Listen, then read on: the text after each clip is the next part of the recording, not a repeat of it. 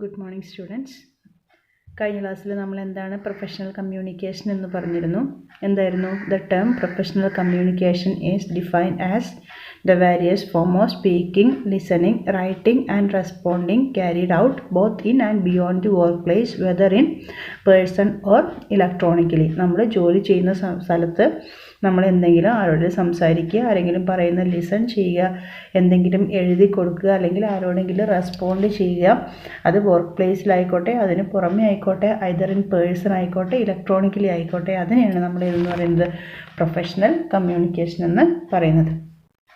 Today we are going to discussing about importance of professional communication in workplace.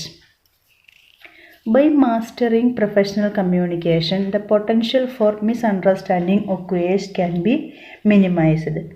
When you work in a team, you need to be able to regularly communicate with others. You need to listen to other people's ideas while being able to clearly and effectively communicate your own. On the other hand, poor communication may lead to loss of time, money, opportunity and even goodwill of the organization. അതായത് ഒരു professional കമ്മ്യൂണിക്കേഷനിൽ കഴിവുണ്ടായിരിക്കുക എന്ന് പറഞ്ഞിട്ടുണ്ടെങ്കിൽ ഒരു ഓർഗനൈസേഷനിൽ ഉണ്ടാകാവുന്ന ഏറെക്കുറെ misunderstanding നമുക്ക് എന്ത് ചെയ്യാൻ സാധിക്കും? മിനിമൈസ് ചെയ്യാൻ സാധിക്കും. അതേപോലെ തന്നെ ഒരു ഓർഗനൈസേഷനിൽ നമ്മളൊരു ടീമായിട്ടാണ് വർക്ക് ചെയ്യുന്നത്. അങ്ങനെ ടീമായിട്ട് വർക്ക് ചെയ്യുമ്പോൾ നമ്മൾ മറ്റുള്ളവരായിട്ട് റെഗുലറായിട്ട് എന്ത് ചെയ്യേണ്ടി വരും? കമ്മ്യൂണിക്കേറ്റ് ചെയ്യേണ്ടി വരും. മറ്റുള്ളവർ പറയുന്ന ഐഡിയാസ് എന്ത് ചെയ്യേണ്ടി വരും? ലിസൺ ചെയ്യേണ്ടി വരും.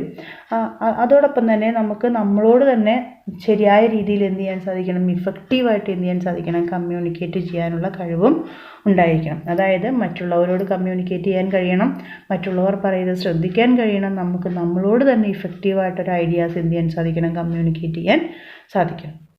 ഇത് മൂന്നും ഉണ്ടെങ്കിൽ ഒരു ഓർഗനൈസേഷനിൽ അറൈസ് ചെയ്യാൻ സാധ്യതയുള്ള മിക്ക പ്രോബ്ലംസും നമുക്ക് എന്ത് ചെയ്യാൻ സാധിക്കും? അവോയ്ഡ് ചെയ്യാൻ സാധിക്കും. അതുമാത്രമല്ല, ഒരു പുവർ കമ്മ്യൂണിക്കേഷൻ സ്കില്ലാണെങ്കിൽ it may lead to loss of time, money, opportunity and even goodwill of the organisations. ഒരു മാനേജർക്ക് അല്ലെങ്കിൽ ഒരു പ്രൊഫഷണലിന് കമ്മ്യൂണിക്കേഷൻ സ്കില്ല് പുവറാണെങ്കിൽ അത് ആ ഒരു ഓർഗനൈസേഷൻ്റെ ഗുഡ് വില്ലിനെ തന്നെ ബാധിക്കുന്നു. അതിന് മാത്രമല്ല ടൈം, മണി, ഓപ്പർച്യൂണിറ്റി അതെല്ലാം എന്താവുന്നു? വേസ്റ്റ് ആവുന്നു. Therefore, it is essential to understand the features of professional communication. അതുകൊണ്ട് തന്നെ നമുക്ക് എന്തൊക്കെയാണ് പ്രൊഫഷണൽ കമ്മ്യൂണിക്കേഷൻ്റെ ഫീച്ചേഴ്സ് എന്ന് ആദ്യം നോക്കാം. Then features of professional communication. Then there are so many features of professional communications. First one, accuracy. Accuracy is one of the most important features of professional communication. It relied information need to be corrected. Inaccurate information cannot be viewed as credible. Apart from the accuracy of the content conveyed, effective professional communication also need to be accurate even in simple things such as grammar, spelling, punctuation, etc. അതായത് നമ്മൾ എന്ത് ഇൻഫോർമേഷനാണോ convey ചെയ്യുന്നത് ആ information എന്ന് പറയുന്നത് എപ്പോഴും എന്തായിരിക്കണം? Correct information ആയിരിക്കണം. അത് ഇൻകറക്റ്റ് ഇൻഫോർമേഷൻ ആണെങ്കിൽ ആ ഇൻഫോർമേഷനെ ക്രെഡിബിളായിട്ട് കൺസിഡർ ചെയ്യാൻ സാധിക്കില്ല. ക്രെഡിബിൾ മീൻസ് നമ്മുടെ ഒരു വിശ്വസ്തതയെ തന്നെ അത് ബാധിക്കുന്ന ഒന്നായിട്ട് മാറും. നമ്മളൊരു ഇൻആക്യുറേറ്റ് ഇൻഫർമേഷനാണ് നമ്മൾ എന്ത് ചെയ്യുന്നത്? കൺവേ ചെയ്യുന്നതെങ്കിൽ.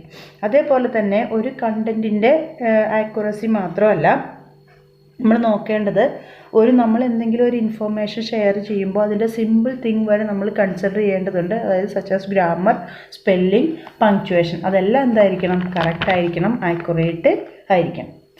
Second one, clarity and brevity. Communication needs to be brief and to the point. That means professionals should communicate information in a brief manner. Additionally, the information therein need to be clear and free from ambiguity. Therefore, professional communicator needs to be conscious of the objective of their communication. അതായത് ഇതിലെന്താ പറയുന്നത് വെച്ച് കഴിഞ്ഞാൽ ഒരു professional communicate ചെയ്യുന്ന അതിൽ ആ content എന്ന് പറയുന്നത് എപ്പോഴും ക്ലിയർ ആയിരിക്കണം, അതേപോലെ തന്നെ ബ്രീഫ് ആയിരിക്കണം. Brevity means brief. ഒരു കമ്മ്യൂണിക്കേഷനിൽ ഒരു ആംബിഗ്വിറ്റിയും ഉണ്ടാവാൻ പാടില്ല. ദാറ്റ് മീൻസ് ഒരു സംശയത്തിനും ഇടയാക്കുന്ന രീതിയിലായിരിക്കരുത്, അല്ലെങ്കിൽ ഒരു അനിശ്ചിതാർത്ഥമുള്ള ഒരു രീതിയിലായിരിക്കരുത് കമ്മ്യൂണിക്കേറ്റ് ചെയ്യുന്നത്. എല്ലാം ക്ലിയർ ആയിട്ടും ബ്രീഫായിട്ടായിരിക്കണം എന്ത് ചെയ്യേണ്ടത്, കമ്മ്യൂണിക്കേറ്റ് ചെയ്യേണ്ടത്. Next one, distinctiveness. Communications in the professional world is done with a particular goal in mind. One need to be specific to communicate effectively. The more specific the message is, the more the target audience is likely to understand it, the more it meets the desired objective. അതായത് distinctiveness means അതിനൊരു പ്രത്യേകത ഉണ്ടായിരിക്കണം, അല്ലെങ്കിൽ ഒരു സവിശേഷമായതായിരിക്കണം നമ്മുടെ communication എന്ന് പറയുന്നത്. Then അതായത് ഒരു പ്രൊഫഷണൽ വേൾഡിൽ ഒരു പ്രൊഫഷണൽ കമ്മ്യൂണിക്കേറ്റ് ചെയ്യുമ്പോൾ എന്തിനാണ് ആ കമ്മ്യൂണിക്കേഷൻ നടത്തുന്നത് എന്നുള്ളതിൻ്റെ ആ ഒരു ഗോള് അദ്ദേഹത്തിൻ്റെ മൈൻഡിൽ ഉണ്ടായിരിക്കണം. അതുപോലെ തന്നെ ആ ഒരു കമ്മ്യൂണിക്കേഷൻ നടത്തുമ്പോൾ അദ്ദേഹം കൂടുതൽ സ്പെസിഫിക് ആയിരിക്കണം.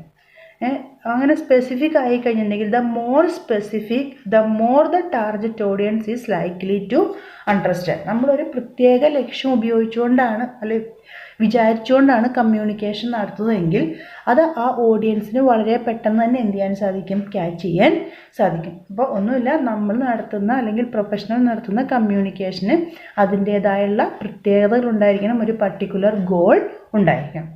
Then next one, segmentation. When it comes to professional communication, employees in any organization, even the small one, will have different needs, interests, and desires. Therefore, communication needs to be tailored to meet the specific needs of target audience for it to have the desired effect or impact. അടുത്ത് പറയുന്നത്, ഏതൊരു organisation എടുത്താലും different തരത്തിലുള്ള employees ആയിരിക്കും, അവർക്ക് different ആയിട്ടുള്ള needs ആയിരിക്കും, interest ആയിരിക്കും, ഡിസയേഴ്സ് ആയിരിക്കും. അതുകൊണ്ട് തന്നെ ഒരു പ്രൊഫഷണൽ കമ്മ്യൂണിക്കേഷൻ നടത്തുമ്പോൾ ആ ഒരു സ്പെസിഫിക് നീഡ്സിനെ, ഡിഫറെൻറ്റ് എംപ്ലോയീസിൻ്റെ സ്പെസിഫിക് നീഡ്സിനെയും ഡിസയറിനെയും ഒക്കെ മീറ്റ് ചെയ്യുന്ന രീതിയിലുള്ള കമ്മ്യൂണിക്കേഷൻ ആയിരിക്കണം അദ്ദേഹം എന്ത് നടത്തേണ്ടത്, കൺവേ ചെയ്യേണ്ടത്. എങ്കിൽ മാത്രമേ ഒരു ഡിസയേർഡ് ഒബ്ജക്റ്റീവ് അദ്ദേഹത്തിന് അച്ചീവ് ചെയ്യാൻ സാധിക്കുകയുള്ളൂ. അപ്പോൾ ആ ഒരു ഓഡിയൻസ്, ആരാണോ ഓഡിയൻസ്, അവരുടെ നീഡും ഡിസയറും ഇൻട്രസ്റ്റും ഒക്കെ നോക്കിയിട്ട് വേണം കമ്മ്യൂണിക്കേഷൻ നടത്താൻ. Next one, continuity. Then communication must always be present in an organization. Without it, a company cannot claim to exist. As blood circulation, it is critical to a living body, so is communication to a company. Managers should therefore ensure that. അതുപോലെ ഒരു ഓർഗനൈസേഷനിൽ എപ്പോഴും എന്തിൻ്റെ presence ഉണ്ടായിരിക്കണം, കമ്മ്യൂണിക്കേഷൻ്റെ presence ഉണ്ടായിരിക്കണം, അല്ലെങ്കിൽ ഇൻഫോർമേഷൻ്റെ presence ഉണ്ടായിരിക്കണം. ഒരു കറക്റ്റായിട്ടുള്ള ഒരു കമ്മ്യൂണിക്കേഷൻ ഇല്ലെങ്കിൽ a company cannot claim to exist. ആ കമ്പനി ശരിയായ രീതിയിൽ നിലനിൽക്കുന്നു എന്ന് നമുക്ക് എന്ത് ചെയ്യാൻ സാധിക്കില്ല, ക്ലെയിം ചെയ്യാൻ സാധിക്കില്ല. നമ്മുടെ ഒരു ലിവിങ് ബോഡിയിൽ എങ്ങനെയാണോ ബ്ലഡ് സർക്കുലേഷൻ, എത്രത്തോളം ബ്ലഡ് സർക്കുലേഷൻ്റെ ആവശ്യമുണ്ടോ അത്രത്തോളം തന്നെ ഒരു ഓർഗനൈസേഷനിൽ എന്താവശ്യമുണ്ട്, കമ്മ്യൂണിക്കേഷൻ ആവശ്യമുണ്ട്. Then next one, internal and external field. Internal and external field. Communication in an organization is primarily internal. It is an external component in administrative functions and is targeted to employees and other members belong to a company. Communication may also go beyond the borders of an organization when it extends to external parties who are not necessarily members of the company. It referred to as external communication. It is mainly intended to maintain relationship between external parties and the organization. ഒരു കമ്മ്യൂണിക്കേഷന് internal field ഉണ്ടായിരിക്കും, external field ഉണ്ടായിരിക്കും. ഒരു ഓർഗനൈസേഷൻ്റെ communication എന്ന് പറഞ്ഞാൽ primarily internal communication ആയിട്ടാണ് എന്ത് ചെയ്യുന്നത് consider ചെയ്യുന്നത്. അതായത് it is an essential components in the administrative functions and is targeted to employees and other members belong to a company. ഒരു സ്ഥാപനത്തിനുള്ളിലെ കമ്മ്യൂണിക്കേഷൻ എന്ന് പറഞ്ഞാൽ അഡ്മിനിസ്ട്രേറ്റീവ് ഫങ്ഷനാണ്. അത് മെയിനായിട്ടും ടാർഗറ്റ് ചെയ്യുന്നത് നമ്മുടെ ഓർഗനൈസേഷനുള്ളിലുള്ള എംപ്ലോയീസിനെയും മെമ്പേഴ്സിനെയാണ് അത് എന്ത് ചെയ്യുന്നത് ടാർഗറ്റ് ചെയ്യുന്നത്.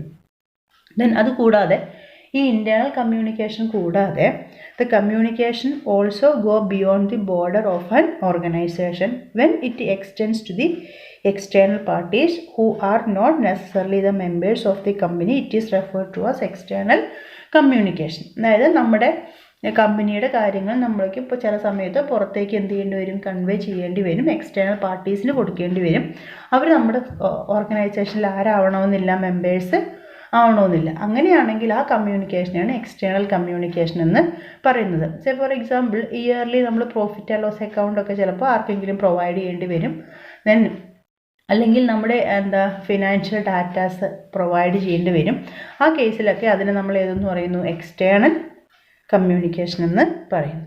മെയിനായിട്ട് എന്താണ് ഈ എക്സ്റ്റേണൽ കമ്മ്യൂണിക്കേഷൻ്റെ ഒബ്ജക്റ്റീവ് എന്ന് പറഞ്ഞാൽ to maintain the relationship between external parties and the organization. Next one, two-way traffic. Communication is a two-way traffic as it flows downward from superior to subordinate. So should it flow upwards?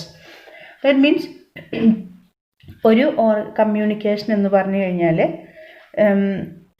ശരിക്കും flow ചെയ്യുന്നത്, ഒരു ഓർഗനൈസേഷനിൽ flow ചെയ്യുന്നതെന്ന് പറഞ്ഞു കഴിഞ്ഞാൽ downward flow ആണ്. That is from superior to subordinate. But it should flow upward also. അങ്ങനെ downward communication മാത്രം പോരാ, ഒരു അപ്വേർഡ് കമ്മ്യൂണിക്കേഷനും കൂടി വേണം എന്നാണ് പറയുന്നത്. ഇങ്ങോട്ട് മാത്രം, അതായത് സുപ്പീരിയറിൽ നിന്ന് സബോർഡിനേറ്റ്സിലേക്ക് മാത്രം വന്നാൽ പോരാ, ഈ സബോർഡിനേറ്റിന് അങ്ങോട്ട് എന്തെങ്കിലും ഇൻഫർമേഷൻ കൊടുക്കാനുള്ളൊരു ഓപ്പർച്യൂണിറ്റി കൂടി എവിടെ ഉണ്ടായിരിക്കണം, ഓർഗനൈസേഷനിൽ ഉണ്ടായിരിക്കണം. Say for example, when a manager conveys information to the employees, they should be ready to receive reactions and a response. Otherwise, they may not meet the objective efficiently. അതായത് ഒരു manager ഒരു എംപ്ലോയിയോട് എന്തെങ്കിലും information convey ചെയ്തിട്ടുണ്ടെങ്കിൽ ആ manager എന്ന് പറയുന്നത് ആ എംപ്ലോയിയിൽ നിന്ന് കിട്ടുന്ന എന്ത് റിയാക്ഷനും എന്ത് റെസ്പോൺസും റിസീവ് ചെയ്യാൻ എന്തായിരിക്കണം, റെഡി ആയിരിക്കണം. അതായത് സുപ്പീരിയർ അങ്ങോട്ട് ഇൻഫർമേഷൻ കൊടുക്കുക മാത്രമല്ല, എംപ്ലോയീസിൻ്റെ അടുത്ത് കിട്ടുന്ന റിയാക്ഷൻ എന്താണോ അത് റിസീവ് ചെയ്യാനും ആര് റെഡി ആയിരിക്കണം, സുപ്പീരിയർ റെഡി ആയിരിക്കണം. അല്ലെങ്കിൽ ആ ഒരു ഒബ്ജക്റ്റീവ് എന്ത് ചെയ്യാൻ സാധിക്കില്ല, ഇഫക്റ്റീവായിട്ട് മീറ്റ് ചെയ്യാൻ സാധിക്കില്ല. Then last feature is multi channel. Communication can be achieved through a wide variety of channels to ensure that it reaches audience in different forms of settings. Then communication എന്ന് പറഞ്ഞു കഴിഞ്ഞാൽ നമുക്ക് wide variety of ചാനലിലൂടെ നമുക്ക് എന്ത് ചെയ്യാൻ സാധിക്കും, communication convey ചെയ്യാൻ സാധിക്കും. There are many channels to choose from, including meeting, print or bulletin board. These are all fall under the traditional form of professional communication. The new electronic means of communications are email, social media, smartphone and chat app. അതായത് ഒരുപാട് media ഉണ്ട്. അതിന് traditional media ഉണ്ട്, innovative ആയിട്ടുള്ള new medias ഉണ്ട്. Traditional മീഡിയയിൽ നമ്മൾ പറയുന്നതാണ് print, notice board, meeting etcetera. Traditional channels ഏതൊക്കെയാണെന്ന് ചോദിച്ചു കഴിഞ്ഞാൽ ഇലക്ട്രോണിക് മീൻസ് ആണ്, such as email, social media, smart phone, chat app etcetera. ഇങ്ങനെ ഏത് ചാനലിലൂടെ വേണമെങ്കിലും നമുക്ക് എന്ത് ചെയ്യാവുന്നതാണ്, കമ്മ്യൂണിക്കേഷൻ കൺവേ ചെയ്യാവുന്നതാണ്.